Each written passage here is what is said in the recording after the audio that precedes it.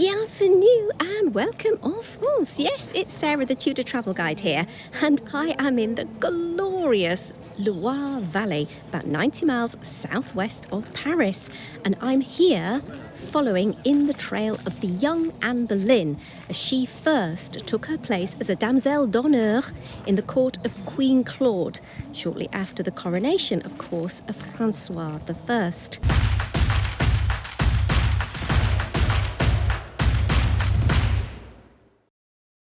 But my friends, we are not going to start our exploration of our fine French chateau at Chaumont. No, no, no, no. We are starting here at Blois. Now, Blois and its chateau, like the ones at Amboise and Chaumont, sits next to the river Loire with fine views overlooking the valley. Francois and the French court, and of course the young Anne Boleyn, first came here as Francis made his way from Paris to his final destination at Amboise. But eventually, after a few years, he would make Blois the epicenter of the French court. Now, the chateau that we see today is not quite as grand as it once was. In fact, this place that I'm standing now used to be the outer courtyard, and there was a church here called Centavious Church. That has long gone. We've also lost the fine gardens, which today are a fragment of their former glory. Yes, unfortunately today, cars and roads plough through what once must have been fabulous parterres enjoyed by the Queen and her ladies. Now, the castle itself, if you come here today and you want to go in the footsteps of Anne Boleyn, you will find a chateau with 4 ranges ranged around a central courtyard, but they are not all relevant to Anne's story. Immediately upon entry, you will notice directly ahead of you is a much later 18th century building that has nothing to do with us.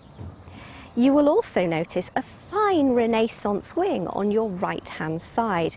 This is called the Francis I wing because its construction, of course, was commanded by the aforesaid French king.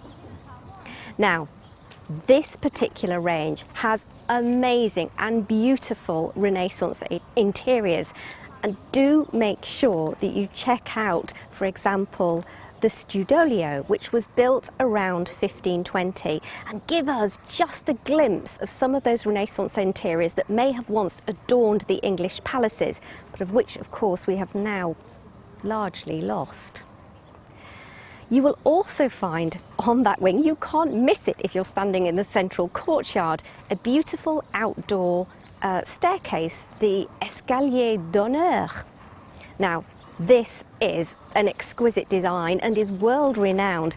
It was meant to allow Francis to progress down from his chambers to the courtyard below, to be seen by the people. Yes, it was truly a theatre of majesty.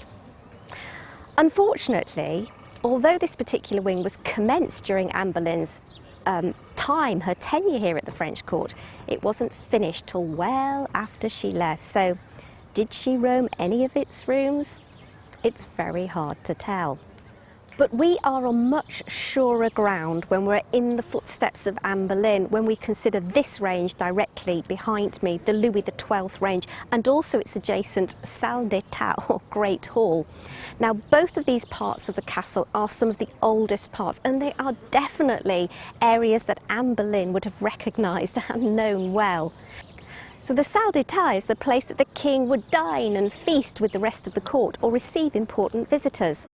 This particular wing was built by Louis XII, who was, of course, born at the chateau, as was Francis's wife, Queen Claude. And in fact, you can see a statue of the king sitting atop his horse with his emblems of the crowned porcupine.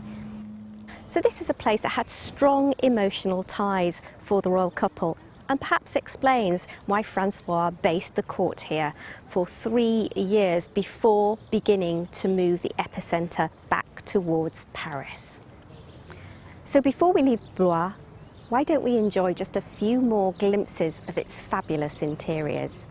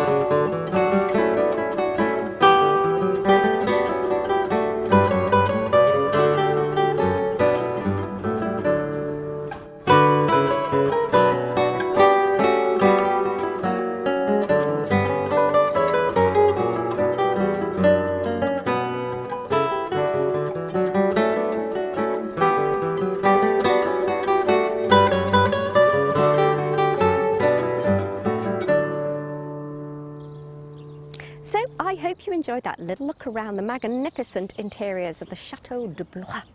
Now, a little like Francis in the French court, it's time for us to pack our bags and head on down the river to our next and second location, Château de Chaumont, which of course is where we first met, my friends. I'll see you there.